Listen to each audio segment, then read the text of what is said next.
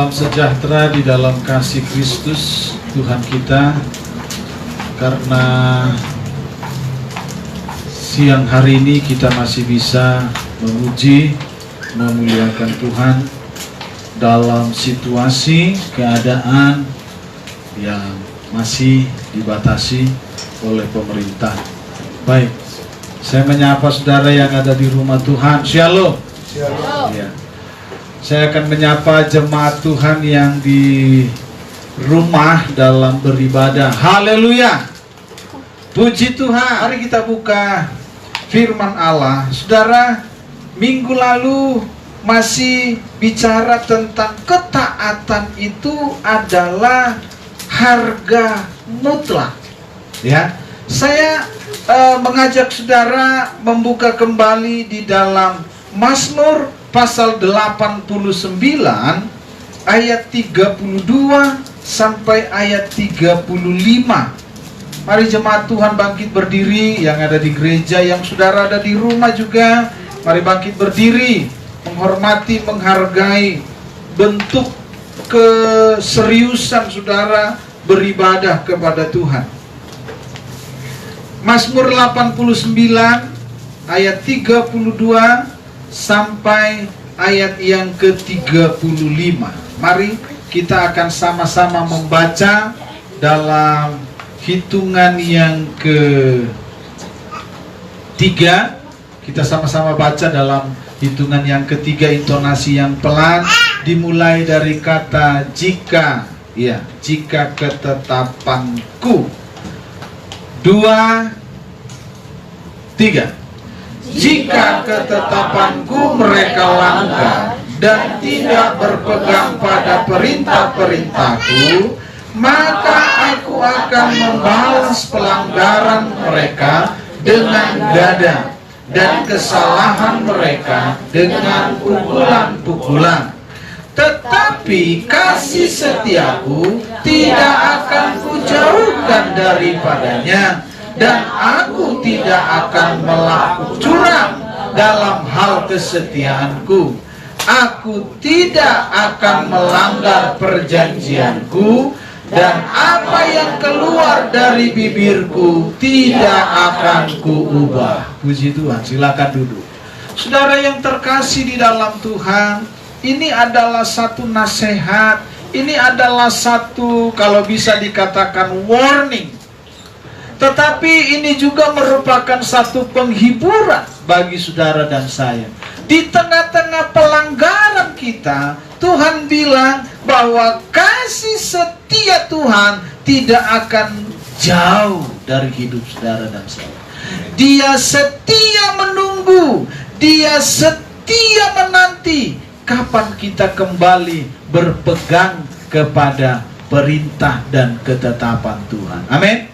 Nah, saudara yang terkasih di dalam Tuhan, minggu lalu saya bicara tentang NKRI harga mati, kalau ketaatan itu harga mutlak. Mutlak, tidak bisa tidak. Nah, sekarang mengapa kita harus taat? Mengapa saudara dan saya harus taat kepada perintah-perintah Tuhan?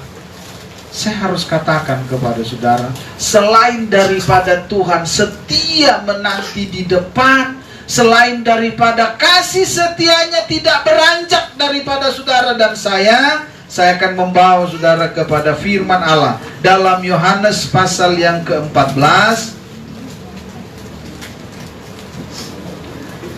Yohanes pasal 14 dimulai dari ayat 15.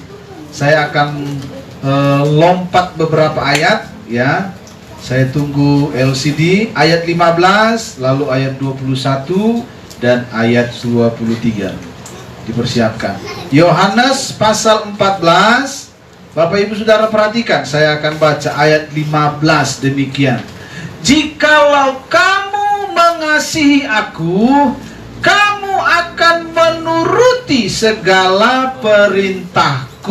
Ayat 21, perhatikan, saya akan baca. Barang siapa memegang perintahku dan melakukannya, Dialah yang mengasihi aku, dan barang siapa mengasihi aku, ia akan dikasihi oleh Bapa-Ku, dan aku pun akan mengasihi dia dan akan menyatakan diriku kepadanya. Ayat 23. Jawab Yesus, jika seorang mengasihi aku, ia akan menuruti firman-Ku, dan Bapa-Ku akan mengasihi dia, dan kami akan datang kepadanya dan diam bersama-sama dengan dia. Saudara, luar biasa. Jadi kalau saya katakan firman Allah judulnya, topiknya mengapa kita harus taat, mengapa kita harus menuruti, menjalankan perintah-perintah Tuhan. Poinnya adalah supaya sempurna kasih Allah dalam hidup kita, supaya sempurna penyertaan Tuhan dalam rumah tangga saudara dan saya, supaya nyata penyertaan Bapa di surga dalam setiap aspek hidup saudara dan saya. Ini tidak lain dan tidak bukan, ya. Ini adalah satu keterangan, ini adalah satu pernyataan. Kalau benar saudara dan saya mengasihi Tuhan, dikatakan ayat 15, kita akan menuruti perintah Tuhan. Tidak ada yang bisa kita pungkiri, dan tidak ada yang bisa kita tutup-tutupi. Itu sebabnya di dalam kitab Mazmur berkata, dia setia menunggu di depan. Kasih setianya tidak akan beranjak dari saudara dan saya. Dia setia menunggu, seperti orang tua sedang memperhatikan anak-anaknya, seperti orang tua dalam satu rumah, seperti saya ketika melihat Joe dan Gio berkelahi, melakukan pelanggaran. Orang tua melihat seperti apa mereka menyelesaikan solusinya, seperti apa mereka kembali kepada perdamaian. Orang tua tidak langsung tinggalkan, oh udah terserah kalian. Enggak, saudara. Orang tua yang baik, terlebih lagi Bapa kita yang baik, terlebih lagi Tuhan kita. Saudara, nyawanya saja dia apa? Dia berikan. Tapi banyak, saya kembali katakan, banyak orang yang memanipulasi kasih Allah. Banyak orang yang coba berspekulasi dengan kasih Tuhan, dengan berkata, besoklah, nantilah, nantilah, nanti terus. Tapi saya mau katakan, walaupun demikian, Tuhan tetap menanti di depan. Tapi yang menjadi masalah adalah ketika kita berkata, nantilah. Hidup kita tidak ada yang tahu. Tuhan selalu setia. Tuhan selalu menyertai perjalanan kita. Walau kita masih dalam pelanggaran, Dia menyatakan kasih-Nya. Bukan berarti menyetujui. Dengar baik-baik, jemaat Tuhan yang ada di rumah, kalau saudara mengikuti ibadah dengan baik siang hari ini, bukan berarti Tuhan menyetujui pelanggaran kita. Tidak. Tapi Dia memantau. Kapan titik balik saudara dan saya? Kapan titik di mana saudara berbalik? Di situ Dia kembali merangkul kita. Dengan apa? Dikatakan, kalau ayat 21, barang siapa memegang perintahku dan melakukannya. Artinya ketika melakukan itu, titik kembali. Dialah yang mengasihi aku, dan barang siapa mengasihi aku, ia akan dikasihi oleh Bapa. Jadi bukan hanya kasih yang dari Tuhan, dari Yesus Kristus di kayu salib, bukan, tapi kasih dari Allah Bapa yang benar-benar dikerjakannya dalam hidup saudara dan saya.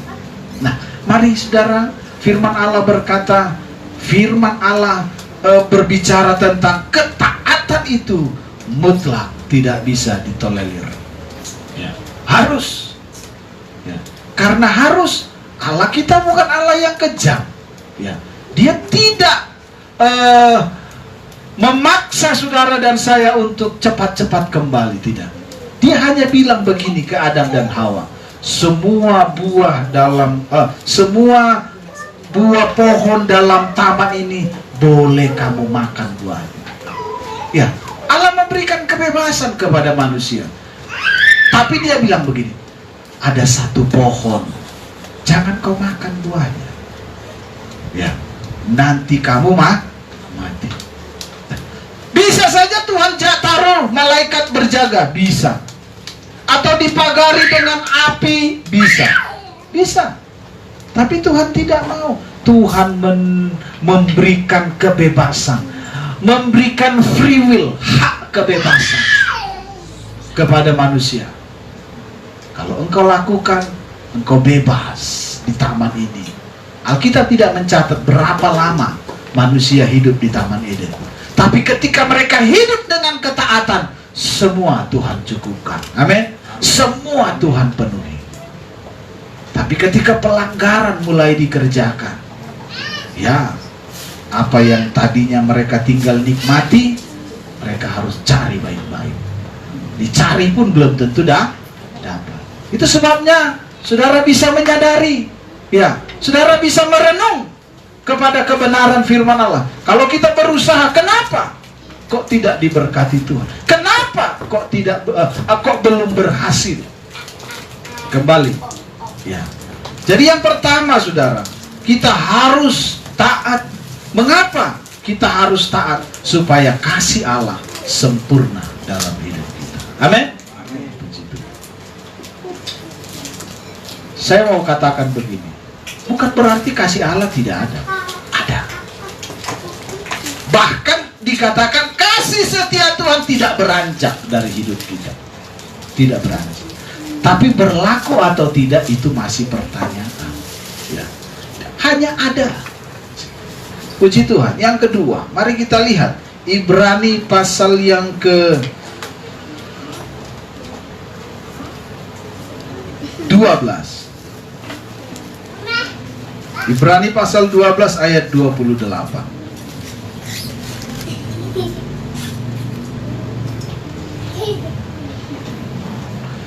Mengapa kita harus taat menjalankan perintah Tuhan? Ibrani pasal 12 ayat 28. Demikian firman Tuhan, saya akan baca.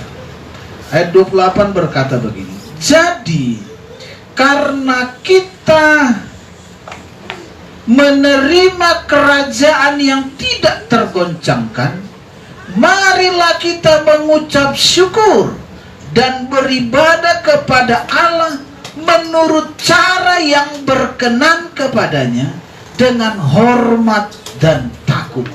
Sebab Allah kita adalah api yang menghanguskan. Ya, itu sebabnya saya katakan tadi, ibadah kita dibolehkan oleh pemerintah walaupun belum normal. Diharapkan kehadiran 50%. Lalu dibatasi 1 jam saja.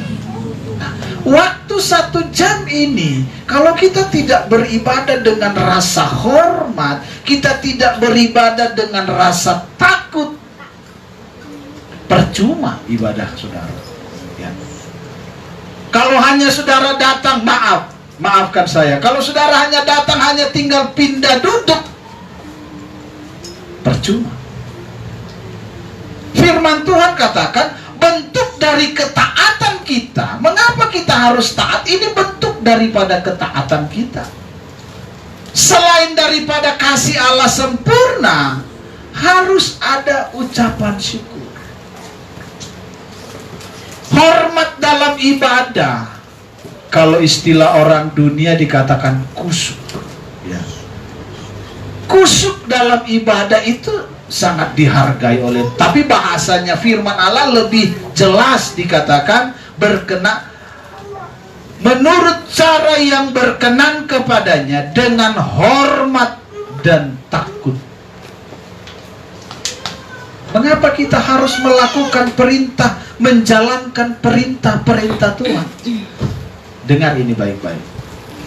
Mengapa? Supaya ada rasa syukur yang keluar dari hati kita. Kalau saudara menjalankan ibadah seperti yang saya katakan, saudara taruh HP. Oh, tunggu sebentar. Sengsong. Oh, masih marende. Ya, udah selesai. Atau ibu putar ulang. Bisa kan? Tidak ada rasa syukur. Jadi menjalankan, saya pelajari begini, menjalankan perintah Allah dengan ucapan syukur juga itu menjalankan. Berterima kasih kepada Tuhan. Sulit dicerna ayat ini, saudara perhatikan. Jadi karena kita menerima kerajaan yang tidak tergoncangkan, perhatikan, saudara dan saya, minggu lalu saya katakan kita punya dua kewarganegaraan, betul? Kewarganegaraan Indonesia, kewarganegaraan surga. Nah, kalau saudara dan saya sudah merasa memiliki kewarganegaraan surga, ini dia kerajaan yang tidak tergoncangkan. Marilah kita mengucap syukur. Bagaimana caranya? Mengucap syukur dan beribadah kepadanya menurut cara yang berkenan kepadanya, dengan hormat dan takut. Saya berpikir begini, bukan cuma saya, hamba-hamba Tuhan, pendeta-pendeta besar juga merenungkan.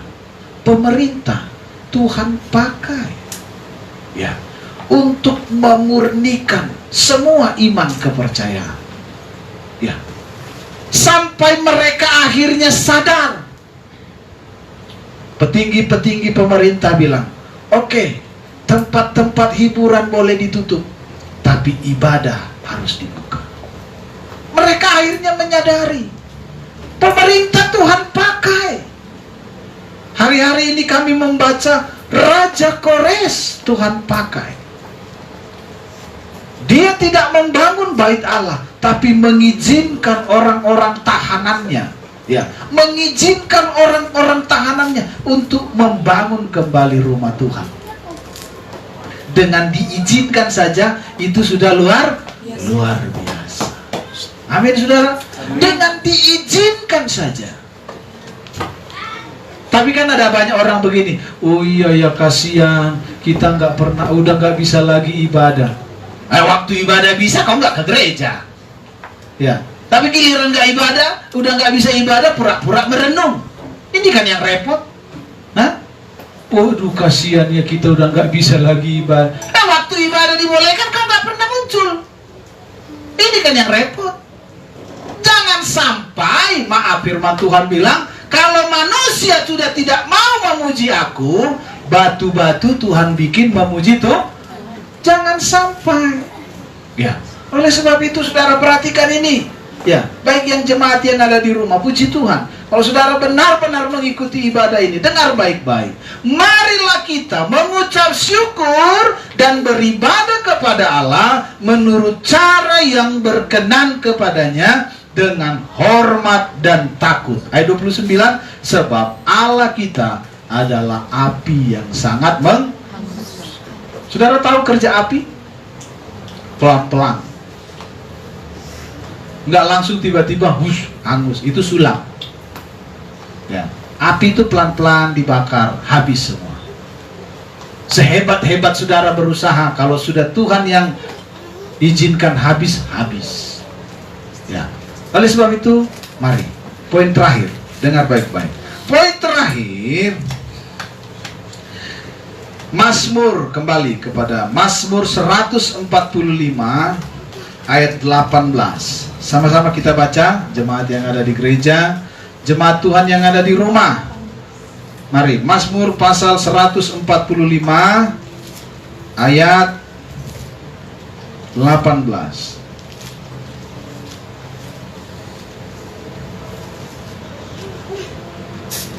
Perhatikan, kita akan sama-sama baca. Ya.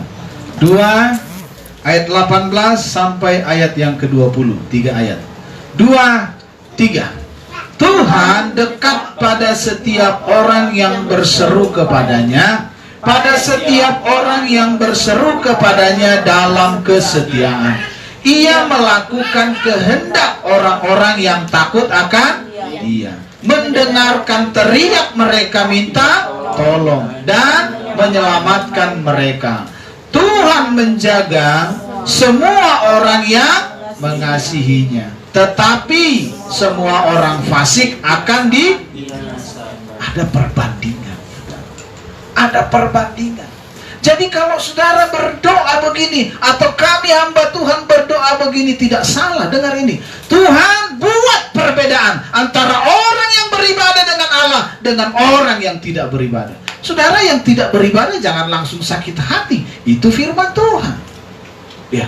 Kalau saudara mendengar gembala saudara berdoa, atau anak-anak Tuhan berdoa seperti itu firman Allah. Buat perbedaan antara orang yang mengasihi Allah dengan orang yang tidak mengasihi Allah. Itu perbedaan. Tuhan lebih kejam, dibinasakan dibilang. Ya. Kami hanya bilang dibuat perbedaan. Tapi Tuhan lebih kejam. Dikatakan dibinasakan. Nah, orang yang beribadah kepada Allah, orang yang mengasihi Allah, dibilang begini, dia mendengar teriak mereka minta tolong. Jadi kalau teriak saudara hari-hari ini belum didengar oleh Tuhan, ya jangan salahkan pendeta. Jangan salahkan pendeta. Tinggal mengoreksi kasih kita kepada Tuhan. Kasih kita kepada Tuhan. Tinggal mengoreksi ketaatan kita kepada Tuhan. Sudah sejauh mana? Sudah sebesar apa? Ya. Saudara yang terkasih di dalam Tuhan, mari, bukan cuman saudara, ya, saya mau katakan bukan cuman kita, bukan cuman saudara, bukan cuman Indonesia, dunia, saudara. Kalau saudara lihat di luar, ya, mereka tidak bisa beribadah di satu ruangan, mereka beribadah di halaman. Saudara lihat Facebook, saudara lihat media sosial, mereka beribadah di lapangan, jarak. Ketika ada yang menshooting satu dari mobil itu, berkilo-kilometer orang berlutut dan memuji Tuhan. Kita baru berapa? Kita baru seperti apa? Ya. Mari Bapak Ibu Saudara yang terkasih di dalam Tuhan, firman Allah jelas, Tuhan dekat pada setiap orang yang berseru kepadanya. Karena memang di awal tadi bahwa kasih setia Tuhan tidak akan beranjak, tidak akan pergi dari kehidupan saudara. Dia setia menanti kapan saudara dan saya berbalik. Dia perhatikan. Saya katakan seperti seorang orang tua, seperti orang tua memperhatikan tingkah laku anaknya ketika berkelahi atau ketika melakukan salah, tidak langsung ditinggalkan. Bapak Ibu Saudara masih ingat kisah anak bungsu, anak sulung? Ya. Walau sudah diambil bagiannya, ketika anak itu kembali, bapaknya melihat dari jauh. Ketika anak itu betul-betul datang, bapaknya turun dari kursinya dan menyambut kedatangan anak itu. Perumpamaan yang luar biasa, saudara. Sama halnya dengan Allah kita. Dia setia. Dia setia. Bahkan dia tidak bisa memungkiri apa perkataan yang keluar dari bibirnya. Dia katakan, diberkati, pasti diberkati. Dikatakan begini, ia melakukan kehendak orang yang takut akan dia. Bayangkan, Tuhan yang melakukan kehendak saudara dan saya ketika saudara dan saya hidup takut akan Tuhan. Tuhan yang membuat berhasil. Ya, Tuhan yang membuat berhasil. Bukan kemampuanmu, camkan ini baik-baik. Bukan kehebatanmu, tapi Tuhanlah. Tuhan yang membukakan jalan. Ya, Tuhan yang membukakan jalan. Mari Bapak Ibu, Saudara yang terkasih di dalam Tuhan, kita lakukan bagian kita. Tuhan mengerjakan bagiannya. Amin. Puji Tuhan. Mari kita datang kepada Tuhan. Kita naikkan pujian. Tuhan, ku mau menyenangkan-Mu. Haleluya.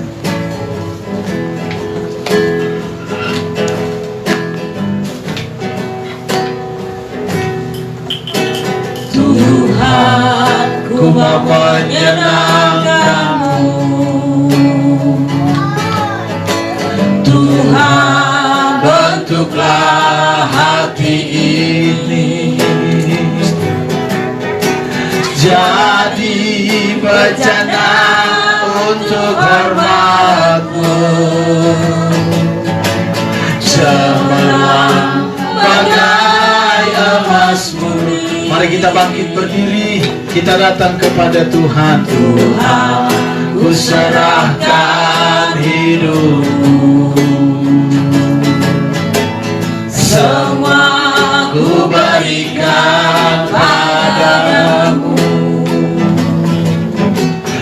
Kuduskan hingga tulus selalu, agar aku menyenangkan. Angkat hatimu, angkat tanganmu, menyenangkan-Mu. Haleluya. Senangkan-Mu, hanya itu kerinduanku.